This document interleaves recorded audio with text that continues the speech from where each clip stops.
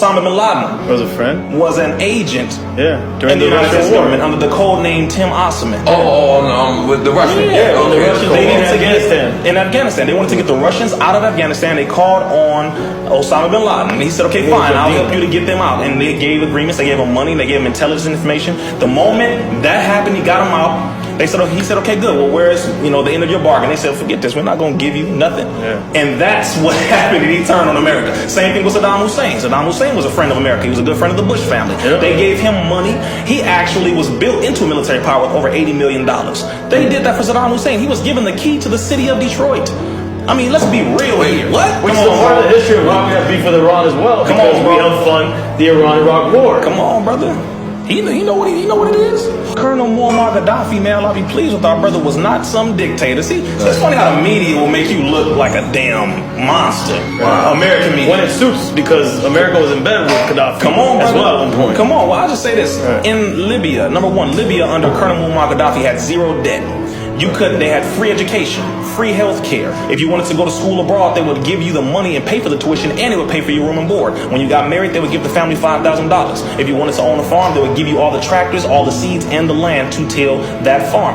Gaddafi and the country of Libya was one of the only countries on the planet that had zero debt, was completely free to do whatever they wanted to do. And that's why they called him a dictator, because he would not allow America to have access to that wealth. He was going to create a joint currency using the wealth under the feet of the Libyan people, the gold, the oil, etc., and the wealth of the nearly 50 other countries in Africa, and come together to create a African currency. That money, based on the African worth, would have bankrupt China's yuan. It would have bankrupt America's dollar. It would have bankrupt the European pound. So that was removing total neo-colonialism from the planet. And they said, we need to get rid of this nigga now, because if he comes to power with those other 50 countries in Africa, we will have to bow to them.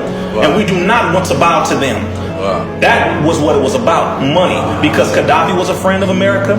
Interestingly enough, when America tries to say this person, that person is a dictator, that person is a dictator, the first question you need to ask is, hold on.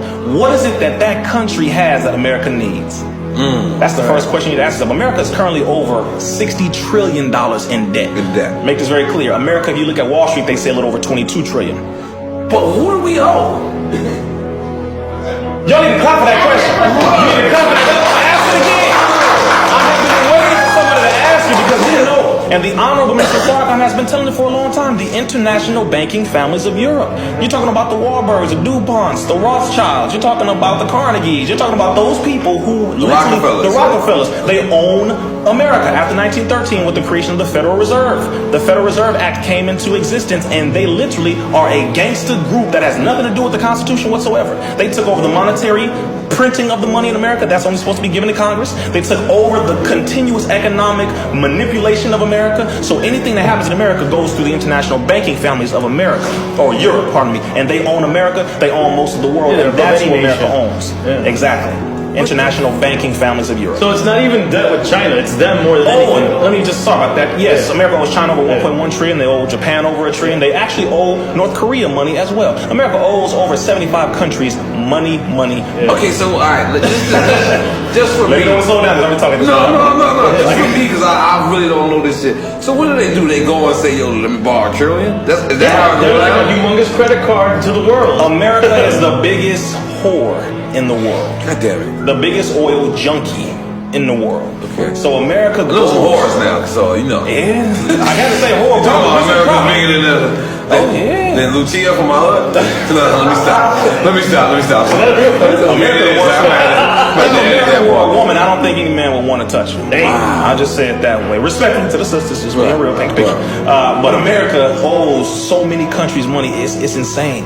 It's really insane. So whenever she's talking about other countries and saying these are terrorists, see, you go to another nation that didn't invite you. Right. You try to have negotiations and tell them, listen, give us your oil, diamonds, etc. We'll have some negotiations. And they say, well, no, we don't want you to have that. You go to another one. And America says, oh, okay, cool. So America leaves, and what do? They send in agents through the CIA.